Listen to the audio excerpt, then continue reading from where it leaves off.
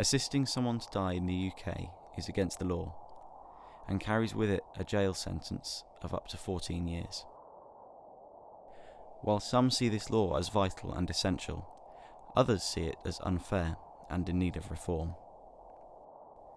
This film, which will feature two very different opinions, serves as an introduction to the controversial matter of assisted suicide.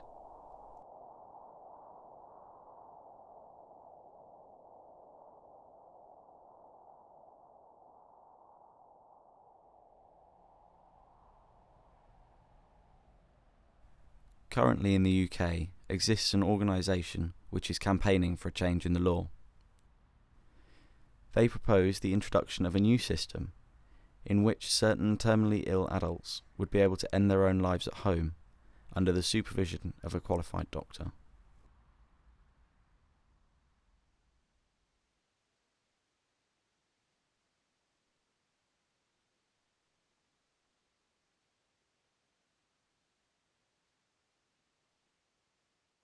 It only became apparent after some months that what it was, and of course then she became rather despairing. The treatment that she was now being given for it wasn't working, so that was when things got really quite grim, to be honest.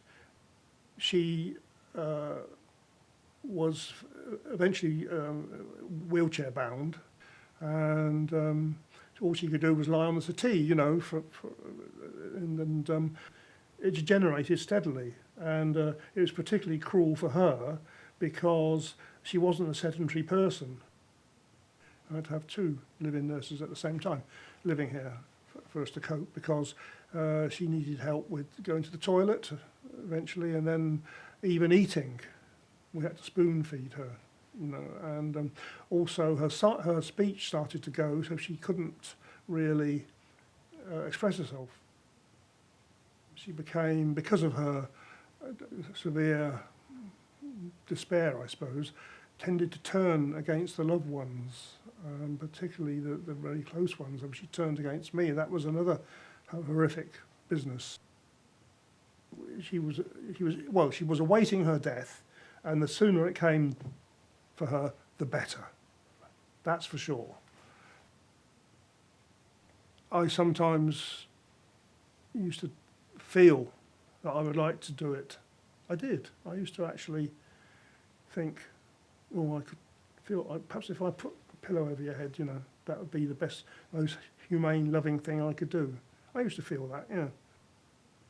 She must have felt at times as I did, well, this is ridiculous, going on like this. So my views began to formulate that the law isn't quite as I would like it to be for someone in her condition. I think the law should be altered so that a perfectly sane and articulate, and a mentally alert person should have the right to determine their own way in which they die at the end of their life. It's up to the individual to decide, surely, when his or her quality of life has dropped to such a dismal level that they've had enough.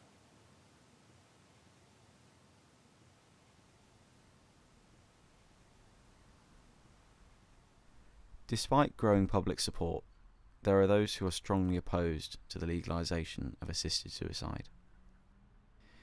They fear that as a result of this new law, death could be seen as a cure to suffering, damaging the notion of hope and positivity surrounding disease.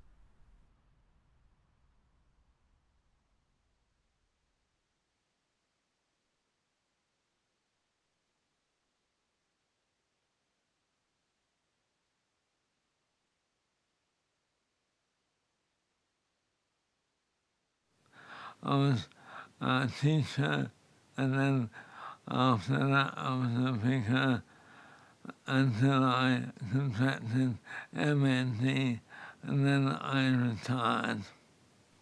My thought is a very slowly developing time. And it was 9 years ago that I was diagnosed, so that's very slow. In the later stages of me having to be fed and changed and my nappy changed and all that sort of thing, I'll be fed through a tube in my stomach. And I'll have to have help with my breathing. And at some point, I'll die of an infection. As I became more and more disabled, I learned this remarkable thing that people still love me, even though I couldn't do anything for them. I found that my family actually still wanted to come and visit me and still enjoyed my company. I found that Jane still didn't want to leave me, she wanted to look after me. We're not intended, we're not designed to be isolated. I concluded that that's really what life is about. Thank God that you're fit and well, have a life ahead of you and you can do things. And more important than that is that you're someone who can be loved and who can give love. The guiding principle of English law is our preservation of life. Once you've reached that principle, you endanger vulnerable people. People talk about my autonomy, my rights, as if myself is what's most important. We all need to consider, including Parliament, is what makes a good society, what makes a coherent community alive. And that is a matter which is above personal choice.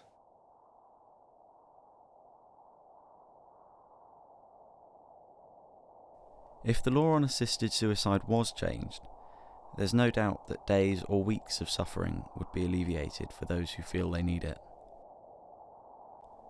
But in doing this, would we be sending a message to the terminally ill, one that devalues their lives?